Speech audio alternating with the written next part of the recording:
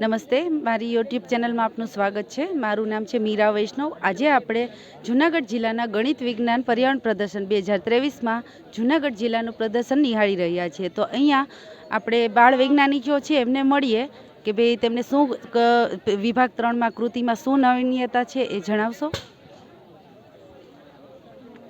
નમસ્તે, અમે શ્રી ભાલજ્યોતિ વિદ્યાલય બંધાળામાંથી આવીએ છીએ. અમે વિભાગ 3 ગણિત પર્યાવરણ પ્રદર્શનમાં વિભાગ 3માં કૃષિ અને ખેતીમાં ભાગ લીધેલ છે. અમારી કૃતિ છે ગટરના પાણીનું શુદ્ધિકરણ. આધુનિક યુગમાં જ્યારે પાણીની અછત જોવા મળે છે ત્યારે આપણે ગટરના પાણીને શુદ્ધ કરીને આપણે શુદ્ધ પાણી બનાવી શકીએ છીએ.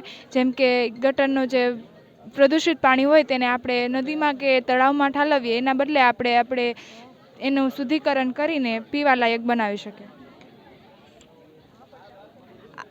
આમાં એક મોટી ગટર જ્યાં પસાર થતી હોય ત્યાં એક ટાવર જેવી રચના કરેલ છે, જેમાં અલગ અલગ જાળી દ્વારા મોટા, મધ્યમ અને નાના ઘન કચરાને અલગ કરવામાં આવે છે. જેમાં પ્લાસ્ટિક જેવા કચરાનું રિસાયકલ પ્રોસેસ થાય છે અને બાકીના કચરાનો ખેતરમાં ખાતર તરીકે ઉપયોગ થાય છે.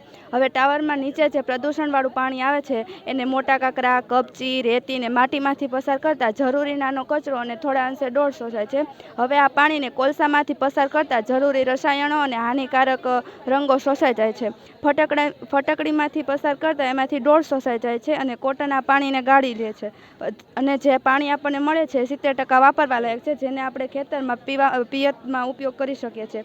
જો આ પાણીને પીવા લાયક બનાવવું હોય તો 100 લીટર દ્વારા તેને પીવા લાયક બનાવી શકાય છે.